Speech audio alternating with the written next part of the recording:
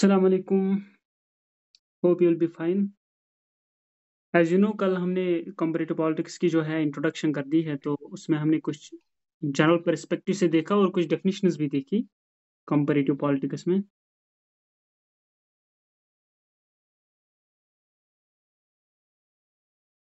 उसके बाद जो कंपैरेटिव पॉलिटिक्स में एक इम्पॉर्टेंट चीज़ आती है, that is all about evolution. ये इवॉल्व कहाँ से हुई है।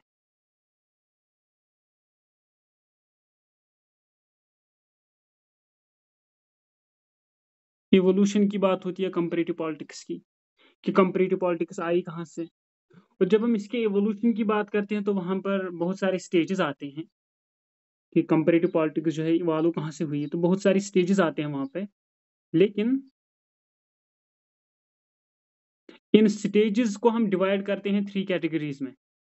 But before going towards the stages, आपको पता है कि कंपैरेटिव पॉलिटिक्स पहले थी comparative government and limited to few European nations, और उसके बाद ये पूरी यूरोपियन कॉन्टिनेंट में फैल गई। और यूरोपियन कॉन्टिनेंट में फैलने के बाद ये वेस्ट में फैली, और वेस्ट से ये पहुंची थर्ड वर्ल्ड में।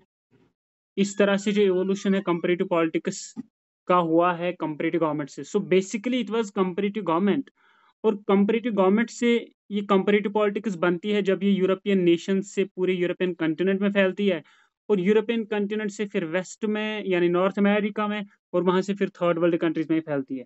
तो इस तरह से इसका जो उरूज होता है, इजाद होती है, इन्वेंशन होती है, वजूद में आ जाती है, एमरजेंस होती है कंपैरेटिव पॉलिटिक्स की। तो इसके एवोल्यूशन में जब हम देखते हैं कंपैरेटिव पॉलिटिक्स के एवोल्यूशन में, तो वहां पर 3 स्टेजेस आते हैं। वो स्टेजेस आपने देखने ज़रूरी होते हैं। और जब हम उन स्टेजेस को डिवाइड करते हैं, तो पहला स्टेज जो हम कहते हैं, फर्स्ट स्टेज जो है, फर्स्ट स्टेज को हम कंसिडर करते हैं जो फादर है पॉलिटिकल साइंस का, वो है एरिस्टोटल।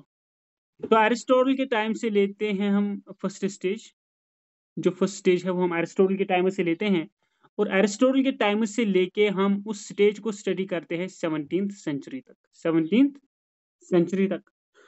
फिर जो दूसरा स्टेज होता है, उस दूसरे स्टेज को हम कंसिडर करते हैं यही 17th स्टेज, 17th सेंचुरी से, या 17th सेंचुरी को कभी कभार कहते हैं हम ये मिडल एजेस है, मिडल एजेस। तो 17th सेंचुरी यानी middle times, medieval times, middle edges से लेके 19th सेंचुरी तक। तो 17th सेंचुरी से 19th सेंचुरी तक दूसरा स्टेज आ जाता है। और जब हम इस इवोल्यूशन के तीसरे स्टेज को देखते हैं, तो तीसरा स्टेज आ जाता है 19th सेंचुरी से लेके टिल टुडे। तो इवोल्यूशन के हिसाब से इस वक्त थर्ड स्टेज चल रहा है, और इवोल्यूशन के हिसाब से इसके टोटल 3 स्टेजेस थे। और हम इन स्टेजेस को स्टडी हम करते हैं from the times of Aristotle till middle ages, and from middle ages to 19th century, and from 19th century till today हम इन स्टेजेस को देखते हैं जो इवोल्यूशन में आते हैं। Let's move to stage 1। जब हम पहले स्टेज की बात करते हैं, जिसको हम कहते हैं from the times of Aristotle till 17th century,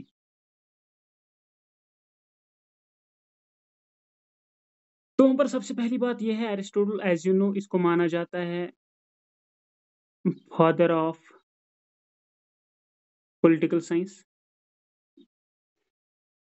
father of political science के साथ साथ इसको माना जाता है फादर ऑफ कंपैरेटिव पॉलिटिक्स। क्यों माना जाता है इसको father of comparative politics? Because he was the first person to initiate and use and utilize which method? Comparative method। तो कंपैरेटिव मेथड को अगर सबसे पहले किसी ने यूज किया तो वो एरिस्टोटल है। और इसने ये कंपैरेटिव मेथड यूज कहाँ पे किया? When he studied 158 constitutions of Greek city states. तो ग्रीक सिटी स्टेट्स के 158 कॉन्स्टिट्यूशंस को जब एरिस्टोटल ने स्टडी किया, उसने वहां पर देखा अच्छा क्या है, बुरा क्या है, किसमें क्या मेरिट्स है, किसमें क्या डिमेरिट्स है, सिमिलरिटीज डिफरेंसेस क्या है, अच्छा कौन सा है और थोड़ा सा करप्ट कौन सा है। तो वहां पर उसने वो कैसे देखा, जब उसने आपस में इनका कंपैरिजन किया तो उसने वहां पर मेथड जो यूज किया that is comparative method. That is why when he became the first person to use the comparative method he is considered as the father of comparative politics as well. So वो तो है father of political science, लेकिन he is also known as father of comparative politics as well.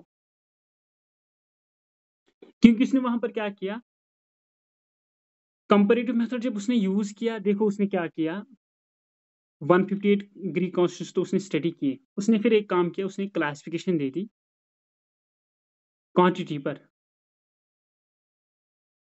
Quantity versus quality, quantity versus quality. देखो quantity में हमेशा क्या आता है, इसमें नंबर आता है. क्वालिटी में क्या आती है, क्वालिटी में आती है या तो बैड होगा या तो गुड होगा, इधर अच्छा होगा इधर बुरा होगा. ये क्वालिटी है. बुरा मतलब करप्ट, अच्छा मतलब ऑनेस्ट नंबर. तो क्वांटिटी वर्सेस क्वालिटी की बेसिस पर इसने एक क्लासिफिकेशन दे दी. किसने, एरिस्टोटल ने एक classification they the on the basis of quantity and quality. तो उसने वहां पर क्या कहा, उसने वहां बोला एक जो फॉर्म है, उसने एक टेबल सा बनाया. उस टेबल में इसने बताया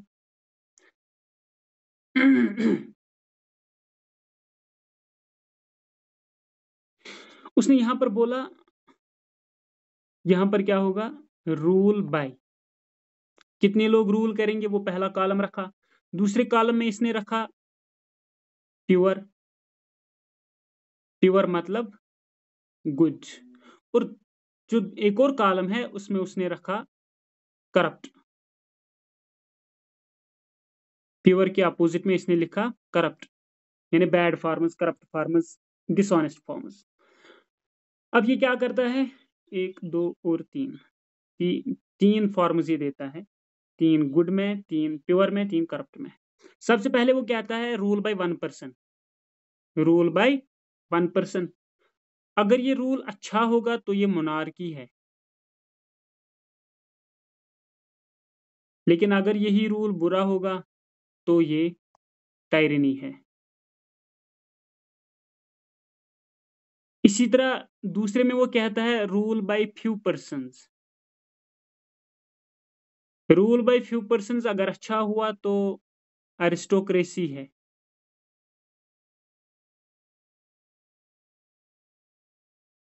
अरिस्टोक्रेसी है. लेकिन अगर ये rule by few persons corrupt हुआ तो ये ओलिगार्की है. इसी तरह तीसरी क्लासिफिकेशन वो देता है तीसरी फॉर्म में, ये रूल बाय वन था, ये रूल बाय फ्यू, अब rule by money, rule by money people. Rule by money people अगर अच्छा हुआ तो वो कहता है ये पॉलिटी है.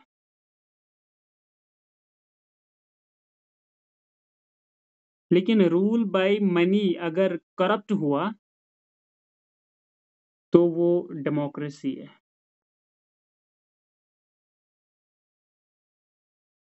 ये कब की बात है, ये एरिस्टोटल के ज़माने की बात है, एरिस्टोटल के ज़माने की बात है. अब देखें, यहाँ पर M, यहाँ पर T, यहाँ पर A, यहाँ पर O, यहाँ पर P, यहाँ पर D. इसको बनाओ, निमोनिक बनाओ इसको, M T A O P D, MTAOPD. जब हम इसको पढ़ते हैं तो ये एक कश्मीरी वर्ड बन जाता है, MTAO मतौ, PD पद, मतौ पद. अब देखो यहाँ पर उसने जो क्लासिफिकेशन दी, इसने जब कंपैरेटिव मेथड इस्तेमाल किया, उसने बोला जब भी रूल अच्छा हो लेकिन बाय 1% हो तो वो मोनार्की है. सो अगर पूछा जाता है best form of government rule by 1%, that is monarchy. अगर पूछा जाएगा corrupt and worst form of government rule by 1%, तो टायरनी है. इसी तरह अगर पूछा जाएगा best form of government rule by few persons, तो एरिस्टोक्रेसी है. और पूछा जाएगा worst form of government, corrupt form of government rule by few persons, तो ओलिगार्की है। करप्ट की जगह एक और वर्ड है करप्ट, और इधर वहां पर परवर्टेड भी होता है, परवर्टेड, परवर्टेड भी करप्ट ही होता है। तो perverted form of government tyranny है, ओलिगार्की है। तो रूल बाय वन अच्छा तो मोनार्की है, rule by one selfish rule तो टायरनी, करप्ट रूल तो टायरनी, अच्छा रूल बाय फ्यू तो एरिस्टोक्रेसी, करप्ट या सेल्फिश रूल बाय फ्यू तो ओलिगार्की। इसी तरह rule by money persons, rule by money people, अच्छा रूल होगा, सेल्फलेस रूल होगा, कॉमन वेलफेयर और ऑनेस्टी के साथ वो काम करेंगे तो पॉलिटी है। लेकिन रूल बाय मनी पर्सन्स अगर करप्ट हुआ, परवर्टेड हुआ, सेल्फिश हुआ तो डेमोक्रेसी है, तो डेमोक्रेसी है। तो ये तीन उसने बेस्ट फॉर्म्स दी, ये तीन उसने वर्स्ट फॉर्म्स दी, मतो पद। उसके बाद एक और चीज वो कहता है, जो ओलिगार्की है, ओलिगार्की जो है इसको माना जाता है rule, rule by rich, rule by, rule by rich, rule by rich is oligarchy and rule by poor, rule by poor is democracy, rule by rich is oligarchy, rule by poor is democracy। हम stage one की बात कर रहे हैं और Aristotle की बात कर रहे हैं, उसको क्यों माना जाता है फादर, कंपेरेटिव का भी, और कंपेरेटिव मेथड उसी ने सबसे पहले यूज किया। अब देखो यहाँ पर एक बात एक और सामने आ गई, जब वन पर्सन रूल अच्छा होगा तो मोनार्की है, बुरा होगा टायरनी है, अच्छा होगा फ्यू पर्सन रूल तो एरिस्टोक्रेसी है, फ्यू पर्सन रूल करप्ट होगा तो ओलिगार्की है, अच्छा रूल होगा बाय मेनी पीपल तो पॉलिटी है, अच्छा रूल नहीं होगा मेनी पीपल तो डेमोक्रेसी है। अब यहां पर एक बात है, rule by rich is oligarchy, यहाँ लोग बहुत अमीर होते हैं और यहाँ लोग बहुत गरीब होते हैं, rule by poor is democracy. फिर कहा जाता है तो बेस्ट फॉर्म ऑफ गवर्नमेंट कौन सी है, best form of government polity है। अगर पूछा जाएगा simple best form of government by Aristotle तो लिखना पॉलिटी, लेकिन अगर वहां आया best form of government by Aristotle rule by one person तो ये है, रूल बाय फ्यू पर्सन तो ये है, रूल बाय मेनी पर्सन तो ये है। लेकिन in general the best form अगर सिर्फ और सिर्फ बेस्ट फॉर्म होगा तो पॉलिटी है। लेकिन एमसीक्यूज में अगर ये भी आया best form of government, only यही बेस्ट फॉर्म ऑफ गवर्नमेंट, तो ऑप्शन ये तीन होंगे और यहाँ से कोई भी एक होगा तो वही एक आएगा, याद रखना ये बात। अब जब कहते हैं rule by rich is oligarchy, rule by poor is democracy, तो यहाँ पर जो एक्सट्रीम्स है, एक्सट्रीम्स जो ओलिगार्की में है वो है रिचनेस, वो क्या है, रिचनेस। और यही एक्सट्रीम्स जब हम डेमोक्रेसी में देखते हैं तो वो है पुअर, पुअरिटी। तो रिचनेस और poverty are the extremes of oligarchy and democracy. फिर अरिस्टोटल कहता है, वो कहता है ये एक्सट्रीम्स जब हम खत्म करते हैं, मतलब ओलिगार्की से रिचनेस खत्म करो, डेमोक्रेसी से पॉवर्टी खत्म करो, तो वहां पर जो रहती है वो रहता है गोल्डन मीन। क्या रहता है, golden mean. So when you are taking extremes of oligarchy and democracy away, that is you are taking richness from oligarchy and poverty from democracy away, what remains there is golden mean, is golden mean। तो जब हम golden mean को देखते हैं, golden mean, तो golden mean में क्या आता है, गोल्डन मीन में दो एक्सट्रीम्स को आप खत्म करते हो, दो एक्सट्रीम्स को आप खत्म करते हो। तो एक एक्सट्रीम है ओलिगार्की का, वो है रिचनेस, और दूसरा जो एक्सट्रीम है वो डेमोक्रेसी का है, एंड दैट इज पॉवर्टी। तो जब आप दो एक्सट्रीम्स को एलिमिनेट करते हो, you are throwing away the two extremes of oligarchy and democracy, that is richness और पॉवर्टी आप खत्म करते हो, what remains there is golden mean. और गोल्डन मीन में जो लोग रहते हैं वो न अमीर होते हैं और न ही गरीब होते हैं, तो वो जो क्लास होता है वो होता है मिडिल क्लास, वो होता है middle class, and that is what polity is all about. Polity में यही मिडिल क्लास होती है। तो ये गोल्डन मीन की बात थी, और ये golden mean classification of Aristotle में सामने आ गया मतोपढ़ में। अब एक और चीज यहाँ पर है, ठीक है, ये क्लासिफिकेशन आ गई समझ, गोल्डन मीन भी आ गया समझ क्या है। गोल्डन मीन में आता है मिडिल क्लास, यानी रूल बाय जो है polity rule by middle class, क्योंकि वहाँ एक्सट्रीम्स ओलिगार्की और डेमोक्रेसी के खत्म किए जाते हैं, रिचनेस और poverty, what remains is middle class, and rule by middle class आता है पॉलिटी में। लेकिन अब यहाँ पर क्रिटिसाइज होता है, ये क्या आता है, democracy is the worst form of government, लेकिन आजकल के दौर में democracy is the best form of government. एक और चीज जो ये एरिस्टोटल कहता है वो ये है, जो जब हमने यहाँ पर ये बात की है कि जो बेस्ट फॉर्म ऑफ गवर्नमेंट है वो पॉलिटी है, रूल बाय मिडिल क्लास है। लेकिन यहाँ पर एक और बात यह आती है गोल्डन मीन के बाद, उसका जब हम क्रिटिसाइज करते हैं वो क्रिटिसाइज इस तरह से होता है कि उसने सारी जो गवर्नमेंट से सारे सिस्टम्स उसने यहाँ पर मेंशन नहीं किए। जैसे उसने यहाँ पर पार्लियामेंट्री फॉर्म ऑफ गवर्नमेंट भी बात नहीं की, उसने यहाँ प्रेसिडेंशियल फॉर्म ऑफ गवर्नमेंट की बात नहीं की, उसने यहाँ पर फेडरल फॉर्म ऑफ गवर्नमेंट की बात नहीं की, उसने यहाँ यूनिटरी फॉर्म ऑफ गवर्नमेंट की बात नहीं की, उसने यहाँ रिपब्लिकनिज्म की बात नहीं की।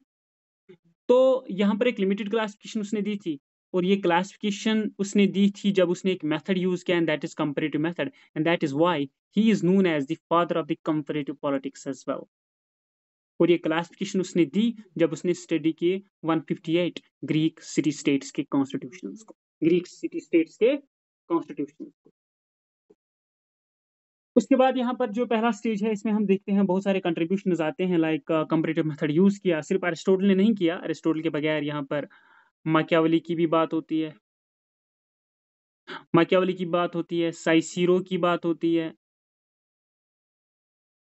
साइसीरो की यहाँ पर बात होती है, और साइसीरो के साथ साथ यहाँ पर पॉलीबियस की भी बात होती है। पॉलीबियस, साइसीरो एक लायर था, पॉलीबियस एक हिस्टोरियन था, और ये दोनों रूम से थे, ये दोनों रूम से थे, इटली रूम से थे। और मकियावली जो है ये भी इटली रूम से था, ये भी इटली रूम से था। और यहाँ पर जो कंट्रीब्यूशन आ गए, जब हम मकियावली की बात करते हैं तो मकियावली ने जो अपना मास्टरपीस दिया उसको हम कहते हैं the Prince, the Prince, the Prince इसका मास्टरपीस है मकियावली का। तो प्रिंस में ये मेंशन सीधे करता है कि एक रूलर को कैसे चलना है, उसको कैसे डिसीव करना है लोगों को अपनी कुर्सी को सिक्योर करने के लिए, कैसे उसको नेबरिंग टेरिटरी पे काबिज होना है। तो द प्रिंस में ये एडवाइस करता है प्रिंस को, या 5th सेमेस्टर में देखोगे वेस्टर्न थॉट में।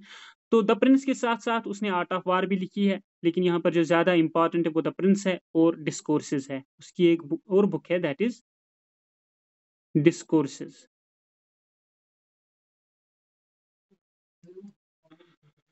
उसके बाद यहाँ पर जो प्रिंस और डिस्कोर्सेज है उसमें उन्हें आइडियाज दिए हैं about Roman history, about Roman history.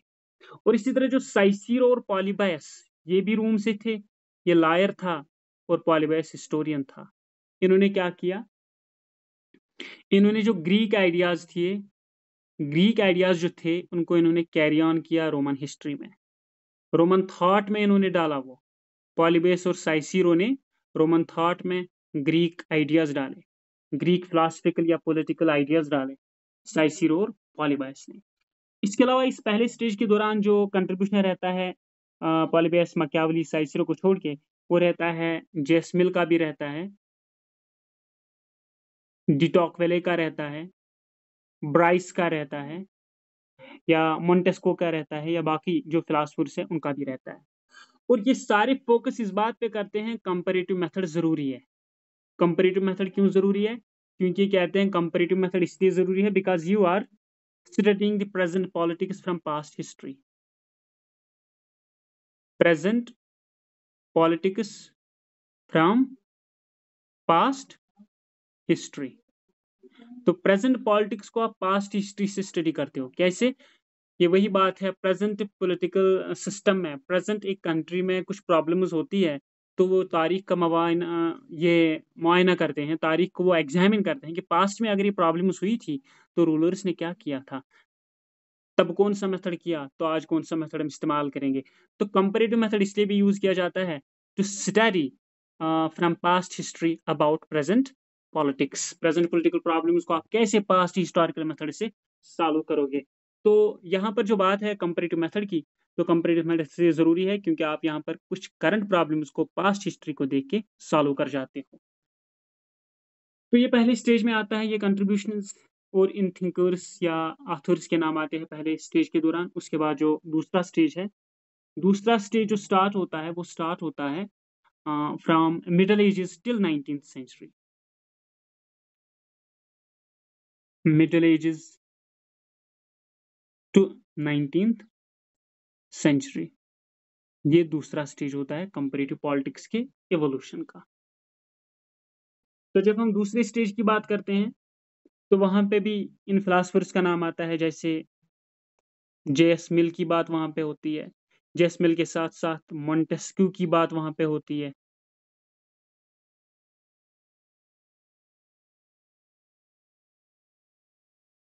या डी टॉकवेले की बात होती है। डी टॉकवेले की बात वहाँ पे होती है। या इसके साथ-साथ वो जो ऑथर था लॉरेंस लॉवेल, उसकी बात होती है, या जेम्स ब्राइस की बात होती है। ये वो थिंकर्स हैं जिनका बहुत ज़्यादा कंट्रीब्यूशन रहा है दूसरे स्टेज के दौरान। सो दूसरे स्टेज के दौरान इनका कंट्रीब्यूशन आता है, चाहे वो जेएस मिल हो, मोंटेस्क्यू हो, टॉकवेल हो, लॉवेल हो या ब्राइस हो। अब यहाँ पर जब हम जेएस मिल की बात करते हैं, तो जेएस मिल अकेले नहीं थे, उनके साथ मिले फ्रीमैन भी। सो जेएस मिल और फ्रीमैन क्या करते हैं, वो फोकस करते हैं governments plus states plus D. Government, states and development को वो देखते हैं। तो यहाँ पर वो कैसे देखते हैं, वो इन गवर्नमेंट्स और स्टेट्स को डेवलपमेंटल पर्सपेक्टिव से देखते हैं और वो कंपैरिजन इनका आपस में करते हैं। तो कंपैरेटिव पॉलिटिक्स यानी कंपैरेटिव मेथड को यहाँ पर भी जो है सपोर्ट मिलता है, यहाँ पर भी इसको बहुत एनकरेजमेंट मिलती है जब JS Mill, John Stuart Mill और ई ए फ्रीमैन इस्तेमाल करते हैं comparative method in studying government states from developmental perspective. So GSD या GDS is related to JS Mill and Freeman. वो यहाँ पर गवर्नमेंट और स्टेट्स को डेवलपमेंटल पर्सपेक्टिव से स्टडी करते हैं बाय यूटिलाइजिंग कंपैरेटिव मेथड। उसके बाद जो कंट्रीब्यूशन आता है वो मोंटेस्क्यू का आता है। मोंटेस्क्यू जो है, मोंटेस्क्यू के साथ आप याद रखें पी और एल, पी एम एल, मतलब इसने पॉलिटिक्स और लॉज, पॉलिटिक्स और लॉज को एनालाइज किया जब इसने कंपैरेटिव मेथड यूज किया। तो मोंटेस्क्यू ने पॉलिटिक्स और लॉज की रिलेशन देखी कंपैरेटिव मेथड इस्तेमाल करके। लेकिन जब ये देख रहा था ना कि पॉलिटिक्स क्या है और लॉज क्या है, लॉ मेकिंग क्या है, पॉलिटिकल सिस्टम क्या है, इसको एनालाइज कर रहा था जब ये कंपैरेटिव मेथड इस्तेमाल करता था, तो इसने इस स्टडी के दौरान कुछ फैक्टर्स को कंसिडर किया, like social, economic, historical, geographical. इन फैक्टर्स को अंडरटेक करता है, कंसिडर करता है और अपनी स्टडी, अपनी जो कंपैरिजन है वो देता है between politics and laws, between politics and laws.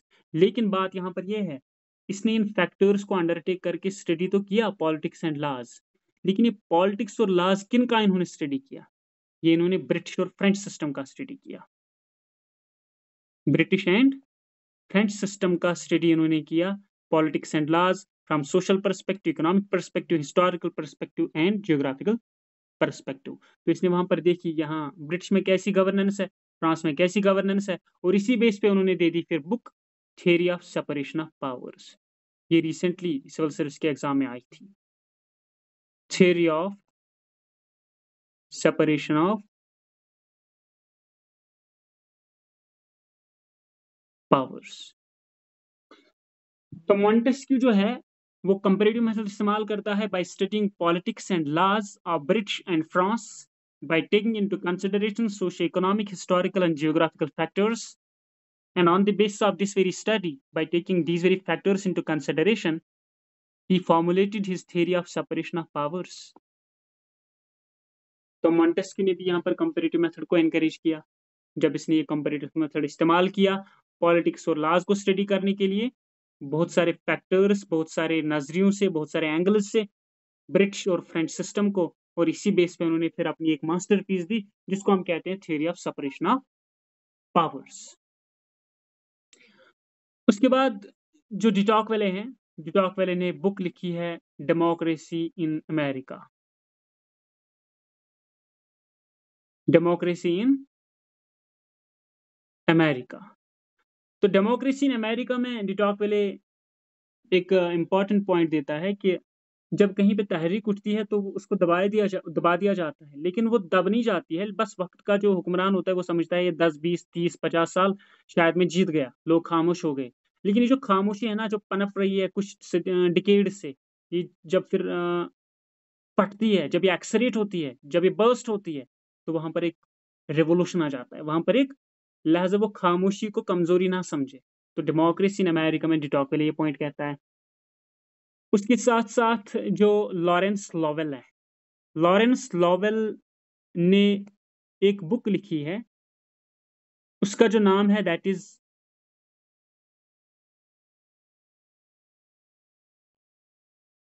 Governments and parties in continental Europe. Governments and parties in continental Europe Lawrence Lowell की बुक है। तो लॉरेंस लॉवेल इसमें कुछ गवर्नमेंट्स और पार्टीज को स्टडी करता है फ्रॉम यूरोपियन कॉन्टिनेंट। लेकिन ये कौन सी कंट्रीज या पार्टीज होती है? ये 6 नेशन से होती है। ये 6 स्टेट्स की पार्टीज और गवर्नमेंट्स को स्टडी करता है लॉरेंस लॉवेल। और इसमें वो स्टडी जिनको करता है उनको आप कैसे याद रखेंगे? आई हैज जिया। I for Italy, H for Hungary, A for Austria, S for Switzerland, G for Germany, F for France. तो यहाँ पर आई भी आ गया, Italy, Hungary, Austria, Switzerland, Germany, France. I has जिया। तो ये इस तरह से आप याद रख सकते हो। जो लॉरेंस लॉयल ने कंपैरेटिव मेथड इस्तेमाल किया, उन्होंने स्टडी किया था 6 governments and parties of continental Europe को, और इसकी बुक का भी टाइटल है governments and parties in continental Europe. तो उसमें 6 सिस्टम्स आते हैं, 6 कंट्रीज आती है, और ये वो 6 कंट्रीज है जिनको आप इस सेंटेंस से याद रख सकते हो, आई हैज जी। उसके बाद एक आखिरी जो कंट्रीब्यूशन आता है इसमें, जो 19th सेंचुरी तक ये स्टेज रहता है, वो आखिरी कंट्रीब्यूशन आता है जेम्स ब्राइस का। जेम्स ब्राइस का। जब हम जेम्स ब्राइस का देखते हैं तो ये भी एक कंपैरेटिव स्टडी करता है। ये अपनी बुक देता है, उसका नाम है मॉडर्न डेमोक्रेसीज। Modern democracies. तो मॉडर्न डेमोक्रेसीज में बहुत सारे ये जो फैक्टर्स है, चाहे वो सोशल हो, इकोनॉमिक हो, जियोग्राफिकल हो, वो सारे फैक्टर्स स्टडी करके कुछ स्टेट्स का कंपैरेटिव एनालिसिस करके मॉडर्न डेमोक्रेसीज में अपना कंट्रीब्यूशन देता है। उनके मेरिट्स लिखता है कि किस सिस्टम में कैसा है, तो उनके डिमेरिट्स भी लिखता है, उनकी पावर रिलेशंस लिखता है, उनकी फंक्शंस लिखता है, आपस में उनकी कैसी रिलेशंस है, inter relationships.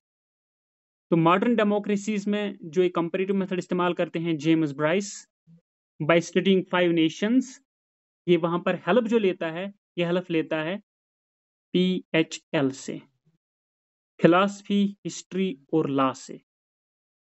Philosophy, history and law. तो फिलॉसफी, हिस्ट्री और लॉ से जेम्स ब्राइस मदद लेता है और वो अपना कंट्रीब्यूशन देता है अपनी बुक मॉडर्न डेमोक्रेसीज में। और मॉडर्न डेमोक्रेसीज में वो 5 स्टेट्स को स्टडी करता है, जिसमें अमेरिका भी आता है, जिसमें न्यूजीलैंड भी आता है, जिसमें कुछ यूरोपियन स्टेट्स भी आती है। और यहाँ पर भी वो कुछ एंगल से देखता है इन स्टेट्स को, ताकि इनकी पावर स्ट्रक्चर देखे, इनकी फंक्शंस, मेरिट्स, डिमेरिट्स देखे, इनकी पोजीशंस देखे। इन स्टेट्स का वो कॉम्प्रिहेंसिव स्टडी यहाँ पे करता है। तो ये दूसरा स्टेज है, और इस दूसरे स्टेज में इनका कंट्रीब्यूशन है। और इस दूसरे स्टेज के बाद जो तीसरा स्टेज आता है, we will study that in tomorrow's lecture इंशाल्लाह।